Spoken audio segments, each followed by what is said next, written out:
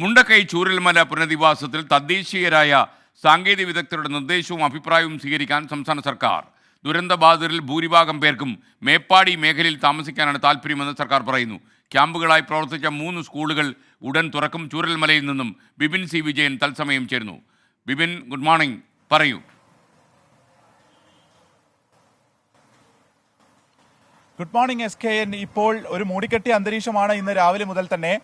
ഈ പറഞ്ഞതുപോലെ തന്നെ ഈ ദുരന്ത ബാധിതരിൽ എല്ലാവർക്കും തന്നെ മുണ്ടക്കൈ വൈത്തിരി മേഖലയിലാണ് മേപ്പാടി വൈത്തിരി മേഖലയിലാണ് താമസിക്കാൻ അവർ താല്പര്യം പ്രകടിപ്പിക്കുന്നത്. അതുകൊണ്ട് തന്നെ അവിടെയുള്ള ഭൂമിയുടെ ഒരു ഘടന എത്രത്തോളം അവിടെ സാധ്യമാണ്, ഇതിനു മുൻപ് അവിടെ ഏതെങ്കിലും രീതിയിലുള്ള ഉരുൾപൊട്ടൽ പോലുള്ള പ്രശ്നങ്ങൾ ഉണ്ടായിട്ടുണ്ടോ തുടങ്ങിയവ പഠിക്കാൻ വേണ്ടിയാണ് ഇവിടുത്തെ പ്രാദേശികമായിട്ടുള്ള സാങ്കേതിക വിദഗ്ധരെ കൂടി ഉൾപ്പെടുത്താൻ സർക്കാർ തീരുമാനിക്കുന്നത്.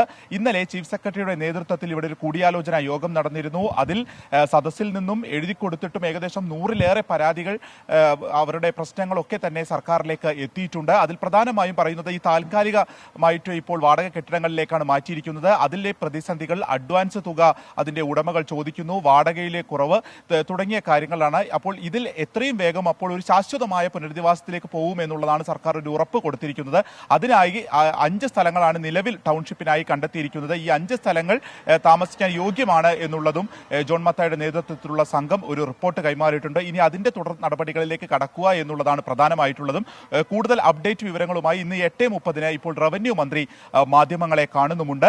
ഒപ്പം തന്നെ മുസ്ലിം ലീഗിന്റെ ഭാഗത്ത് നിന്ന് ഇന്നലെ ഇവിടെ ധനസഹായ വിതരണം നടന്നിരുന്നു. 691 കുടുംബങ്ങൾക്ക് 15,000 രൂപ വീതമുള്ള സഹായവും പൂർണ്ണമായും വ്യാപാര സ്ഥാപനങ്ങൾ നഷ്ടപ്പെട്ടവർക്ക് 50,000 രൂപ വീതവും ഇന്നലെ മുസ്ലിം ലീഗിന്റെ സഹായമുണ്ടായിരുന്നു. ഇങ്ങനെ വയനാട്ടിനെ കൈത്താങ്ങാവാനും പുനരധിവാസത്തിനുമായിട്ടുള്ള കാര്യങ്ങൾ നടക്കുമ്പോൾ തന്നെ ഈ താൽക്കാലിക പുനരധിവാസത്തിലെ പ്രതിസന്ധികൾ നടക്കുന്നു.